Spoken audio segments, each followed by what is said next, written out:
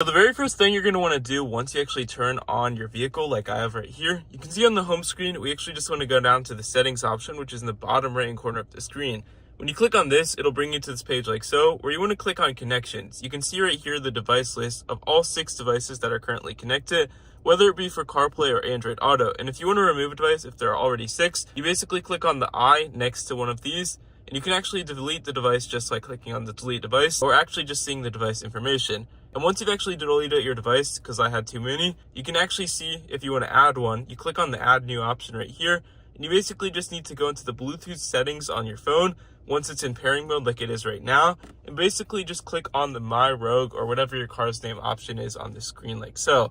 In doing so, once you select that, it'll basically just pair your phone to whatever the car you're trying to connect it with. And as you can see right here, my device is now connected to the vehicle. And if you want to disconnect it or end the car or just whatever you want to do with it, you click on the I and it's basically ready to go. You can always use voice recognition or anything like that. If you found this helpful, leave a like and subscribe down below. And happy listening to music or calling.